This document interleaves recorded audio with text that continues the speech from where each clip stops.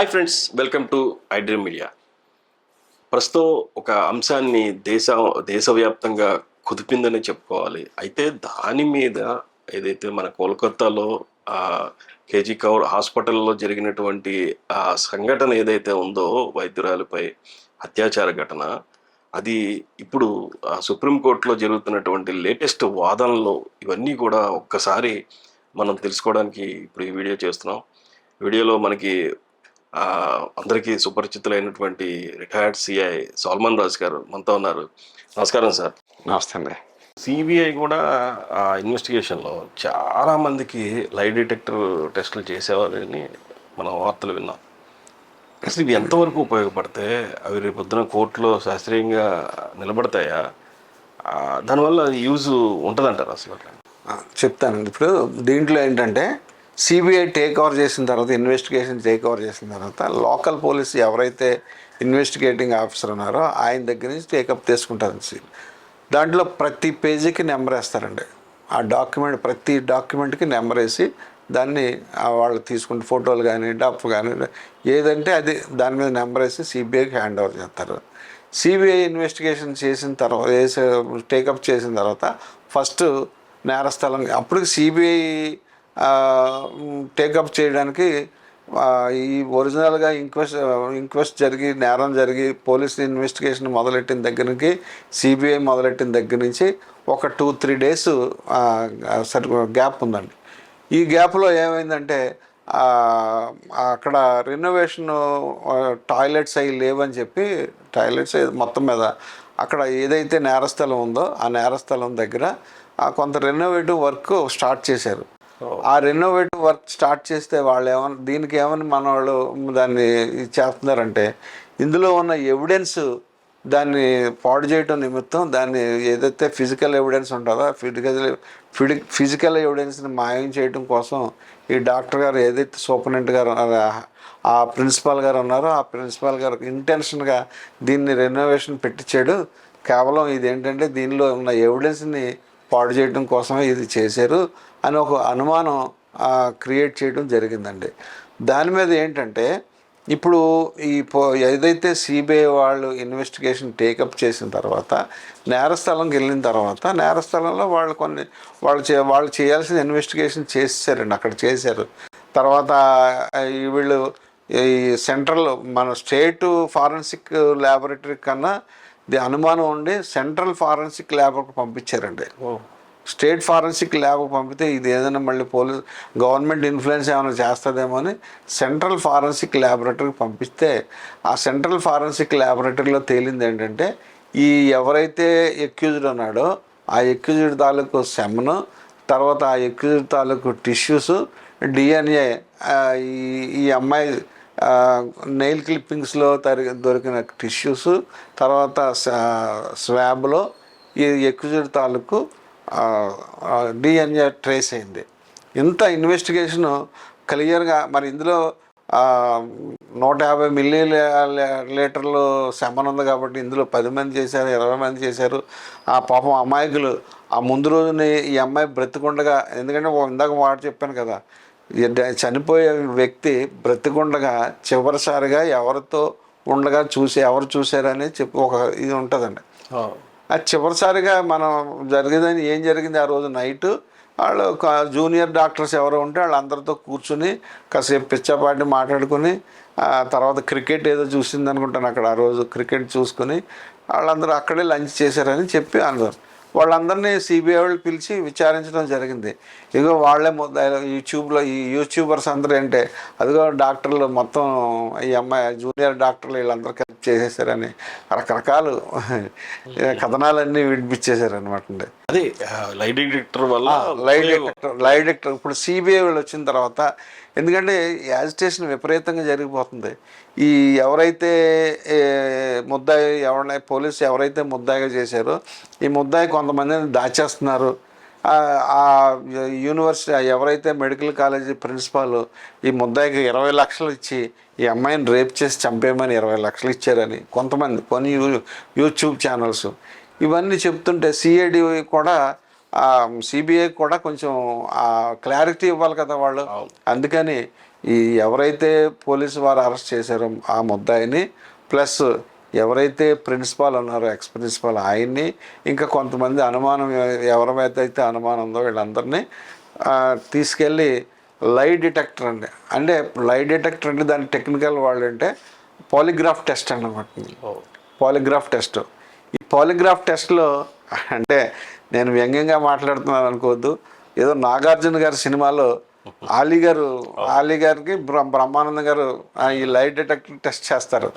ఈయన ఏదో ఆయన ఏదో చెప్తుంటాడు. అలాగా ఈ లై డిటెక్టర్ లై డిటెక్టర్ పెట్టగానే మనసులో ఉన్నదంతా నిజం చెప్పేస్తారు అనేది మాత్రం కరెక్ట్ కాదండి. అదేంటంటే ఈ టెస్ట్లో బీపీ రైజ్ అవ్వడం, చెమటలు పట్టడం, ఒకవేళ అబద్ధం చెప్తుంటే చెమటలు పడడం, బీపీ రేజ్ అవడం, ఇలాంటివన్నీ జరుగుతాయి అనమాట. దాన్ని బట్టి ఈయన అబద్ధం చెప్తున్నాడా నిజం చెప్తున్నాడా అని ఒక విధమైన క్యాలిక్యులేషన్కి వస్తారు తప్ప ఇది కోర్టులో ఏ విధంగానూ సాక్ష్యంగా పెట్టడానికి కుదరదండి. ఎందుకంటే మన రాజ్యాంగంలో టెస్టిమోనియల్ కంపల్షన్ అనేది ఉండకూడదు.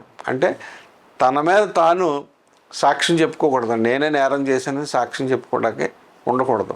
దాన్ని ఏమంటారంటే టెస్టిమోనియల్ కంపల్షన్ అంటారు రాజ్యాంగంలో. అది ఉండకూడదు. కాబట్టి ఈ లై డిటెక్టర్ టెస్ట్ వల్ల ఏ విధమైన ఈ కేసు నిలబడడానికి ఏ విధంగానూ ఆధారం కాదండి. సుప్రీంకోర్టులో విచారణ ఏం జరుగుతుందంటారు? మీరు ప్రతి మినిట్ విచారణ మీరు అబ్జర్వ్ చేస్తున్నారు. ఇటువైపు సొలిసిటర్ జనరల్ ఆయన చెప్తున్నారు, ఇటువైపు డిఫెన్స్ లాయర్ చెప్తున్నారు. వీళ్ళిద్దరూ కన్వర్సేషన్ ఎట్లా నడుస్తుంది? ఇప్పుడు లేటెస్ట్గా ఏం జరిగింది అంటే ముందు వాయిదాకి కొన్ని ప్రశ్నలు లేవదీశారండి జడ్జి గారు, చీఫ్ జస్టిస్ ఆఫ్ ఇండియా ఆయన సుప్రీంకోర్టులో. వారు కొన్ని ధర్మాసనం కొన్ని ప్రశ్నలు లేవదీశారు. ఆ ప్రశ్నలు లేవదీయటంలో ఏంటంటే అసలు ఎఫ్ఐఆర్ రాత్రి 11:45కి ఎందుకు రిజిస్టర్ చేశారు? రిజిస్టర్ చేయాల్సిన పనే వచ్చింది. పోస్ట్ మార్టం అయిన తర్వాత ఎఫ్ఐఆర్ రిజిస్టర్ చేయడం ఏంటి? పోస్ట్ మార్టం అయిన తర్వాత ఎఫ్ఐఆర్ రిజిస్టర్ చేస్తే దానికి ఏం వాల్యూ ఉంటుంది? అసలు ఏం బేస్ చేసుకొని వీళ్ళు ఉదయం 10:30కి డైరీ ఎంట్రీ పెట్టారు, జనరల్ డైరీలో ఎంట్రీ పెట్టారు. తర్వాత ఇంతకుసేపు దీన్ని ఇన్వెస్టిగేషన్ చేస్తూ రాత్రి పోస్ట్ మార్టం అయిన తర్వాత ఎఫ్ఐఆర్ రిజిస్టర్ చేయడం ఏంటి అని ఒక ప్రశ్న. తర్వాత ఈ 150 ml దాని గురించి సుప్రీంకోర్టు అప్పుడే దాన్ని నెగ్లెక్ట్ చేశారు. తర్వాత ఇంకా కొన్ని ప్రశ్నలు వేయడం జరిగిందనమాట సిబిఐని. మీరు ఇన్వెస్టిగేషన్ దాన్ని త్వరగా రిపోర్టు ఇవ్వాలి. ఎందుకంటే తర్వాత ఇంకొక విషయం ఏంటంటే టాస్క్ ఫోర్స్ని ఒకటి నియమించారండి సుప్రీంకోర్టు. ఎందుకంటే మెడికల్ ఈ పెద్ద హాస్పిటల్స్లో ఎవరైతే మెడికల్ స్టాఫ్ ఉంటారో మెడికేర్ స్టాఫ్ ఉంటారో అంటే డాక్టర్లు అవ్వచ్చు, నర్సులు అవ్వచ్చు, వీళ్ళందరికీ సరైన ప్రైవసీ లేదు. అక్కడే పడుకోవాలి, అక్కడే కూర్చోవాలి, వాళ్ళకి టాయిలెట్స్ లేవు, కనీసం 1 నిమిషం రిలాక్స్ అవ్వడానికి ఎక్కడ ప్లేసులు లేవు. ఇవన్నీ ఒక టాస్క్ ఫోర్స్ని నియమించి ఆ టాస్క్ ఫోర్స్ మొత్తం ఇండియా అంతా ఇటువంటి మెడికల్ కాలేజెస్ కానీ లేకపోతే పెద్ద హాస్పిటల్స్లో కానీ డాక్టర్స్కి కొన్ని ఫెసిలిటీస్ ఏ రకంగా మనం చూపించాలనే ఉద్దేశంతో దాన్ని ఒక ప్రపోజల్ పెట్టమని గవర్నమెంట్స్కి నియమించారనమాట. అంటే టాస్క్ ఫోర్స్ నియమించారు. అది లాస్ట్ దాంట్లో. తర్వాత ఈ రిపోర్ట్ సబ్మిట్ చేయమని దీంట్లో చేశారు. అయితే సిబిఐ వారు ఇవన్నీ చేశారు. ఏదైతే టాస్క్ ఫోర్స్ మెంబర్స్ ఉన్నారో వాళ్ళ కార్యక్రమం చేస్తున్నారు. అయితే నిన్న సుప్రీంకోర్టులో వాదనలు ట్రయల్ అని కొంతమంది అంటున్నారు. మరి సీనియర్ హైకోర్టు అడ్వకేట్స్ అంటున్నారు. మరి వాళ్ళు దాన్ని ట్రయల్ అనకూడదండి, ఎంక్వైరీ జరుగుతుంది. ఆ ఎంక్వైరీలో భాగంగా ఈ అడ్వకేట్ మన సొలిసిటర్ జనరల్ గారు ఉన్నారు కదా ఆ సుప్రీంకోర్టులో. అంటే మనకు జస్ట్ లైక్ లోకల్గా సెషన్ జడ్జిలో పీపీ గారు ఎలాగ ఉంటారో అక్కడ సొలిసిటర్ జనరల్ ఉంటారు. ఆ సొలిసిటర్ జనరల్ గారు వారు ఏం చేశారంటే కొన్ని అనుమానాలు వ్యక్తం చేశారండి అక్కడ. ఆ కొన్ని అనుమానాలు వ్యక్తం చేస్తూ తర్వాత వీళ్ళకి ఇండస్ట్రియల్ సెక్యూరిటీ ఫోర్స్ని వాళ్ళని ఇవ్వడం జరిగింది. అది సెంట్రల్ పారామిలిటరీ ఫోర్స్ అనమాట. ఈ హాస్పిటల్స్కి ఇక్కడున్న మన ఆర్జికర్ హాస్పిటల్కి దానికి సెక్యూరిటీగా పెట్టడం కోసం, వీళ్ళు ఇన్వెస్టిగేషన్కి అనుకూలంగా ఉండటం కోసం. తర్వాత యాజిటేషన్, విపరీతమైన యాజిటేషన్ జరుగుతుంది. ఆ యాజిటేషన్ గురించి జరుగుతుంది కాబట్టి దానిలో ప్రివెన్షన్ చేయడం కోసం వాళ్ళు తీసుకొస్తే వాళ్ళకి సరైన అకామిడేషన్ ఇవ్వలేదు, వాళ్ళకి ఫెసిలిటీస్ ఇవ్వలేదు, వాళ్ళకి వెహికల్స్ ఏమి అరేంజ్ చేయలేదు. ఇలాంటివన్నీ సుప్రీంకోర్టు కంప్లైంట్ చేయడం జరిగిందండి. సుప్రీంకోర్టు వారు ఏం చేశారంటే టైం పెట్టి ఈ టైంలో వాళ్ళకి ఈ ఫెసిలిటీస్ అన్నీ కల్పించండి, తర్వాత ఎవరో సీనియర్ ఆఫీసర్ని ఎవరినో ఇంట్రెస్ట్ చేయండి, ఇలా ఏదో డైరెక్షన్ ఇచ్చారు. తర్వాత ఏంటంటే ఇప్పుడు నిన్న అత్యంత ముఖ్యమైన విషయం ఏంటంటే ఈ టైము పోస్ట్ మార్టము ఒక అడ్వకేట్, ఇది సొలిసిటర్ జనరల్ దగ్గర నుంచి ఒకవైపు ఒక అడ్వకేట్ గారు ప్రశ్నించారు, అసలు 6 PM తర్వాత పోస్ట్ మార్టం అనేది చేయకూడదు, ఎందుకు చేశారు, పోస్ట్ మార్టం చేయాల్సిన పనే వచ్చింది, అసలు పోస్ట్ మార్టం ఎప్పుడు చేశారు, ఇవన్నీ ప్రశ్నలు లేవనెత్తారు. దాని మీద ఆ సుప్రీంకోర్టు సీజే గారు ఏం చేశారంటే వారు అసలు ఇది ఎప్పుడు ఇంక్వెస్ట్ ఎప్పుడు చేశారు, ఎప్పుడు చేసిన తర్వాత ఆ ఇంక్వెస్ట్ శవ పంచాయతీ అనమాట, శవ పంచాయతీ అయిన తర్వాత పోస్ట్ మార్టం డాక్టర్ గారికి పోస్ట్ మార్టం చేయమని, ఆటోప్సీ చేయమని పంపుతారు కదా, దాని తాలూకు ఓచర్ ఎక్కడ కనబట్టలేదు, ఆ ఓచర్ ఏదండి అని అడిగారు.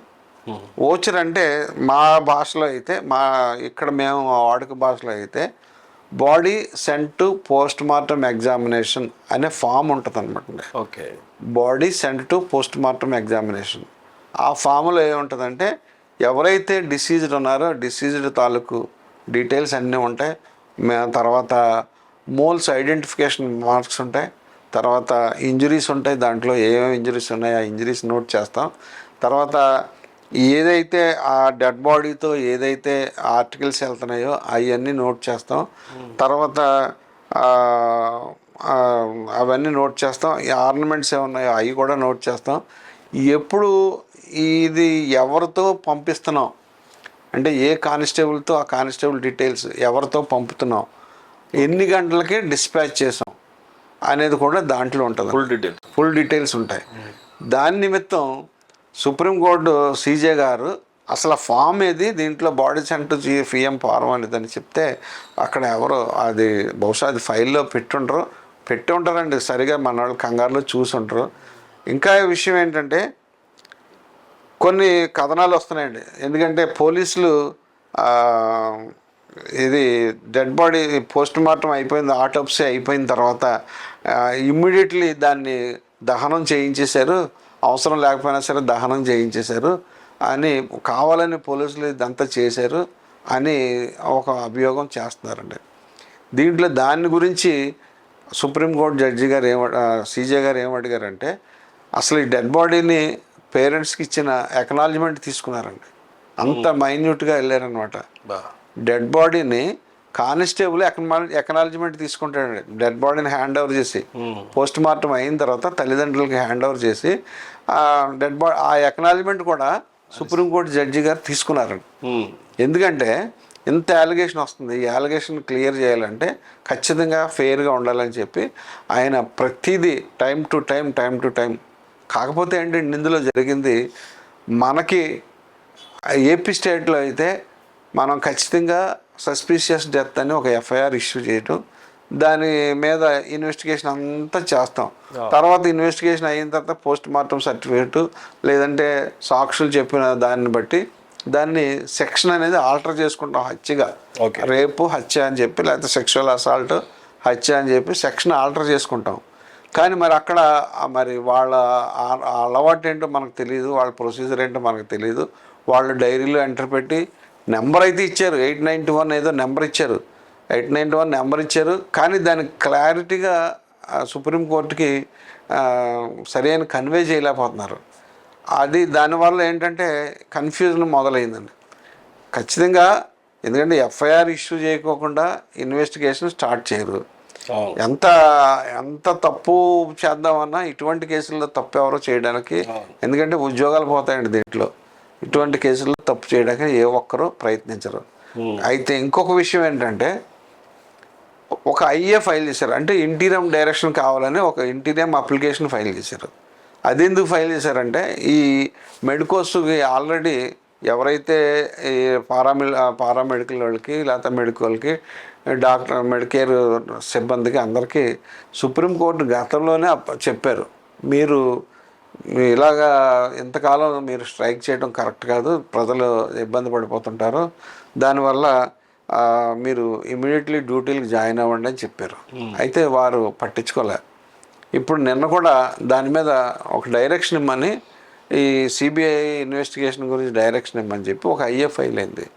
దాని మీద సుప్రీంకోర్టు వారు ఏం చెప్పారంటే, అస్సలు సిబిఐ ఈ రకంగా ఇన్వెస్టిగేషన్ చేయండి, లేకపోతే ఇది ప్రిజర్వ్ చేయండి, లేకపోతే ఈ రకంగా ఇన్వెస్టిగేషన్ చేయండి అని మేము గైడ్ చేయము, డైరెక్షన్ చేయము. సిబిఐ ఇన్వెస్టిగేషన్ సిబిఐ చేయాల్సిందే, అది మాకు ఈ విధంగానూ సంబంధం లేదు. 2, ఈ మెడికల్ స్టూడెంట్స్ లేకపోతే మెడికేర్ సిబ్బంది వాళ్ళందరూ యాజిటేషన్ చేస్తున్నారు కదా, ఈ యాజిటేషన్ని మేము ఆపడానికి మాకేం రైట్, మేము చెయ్యం.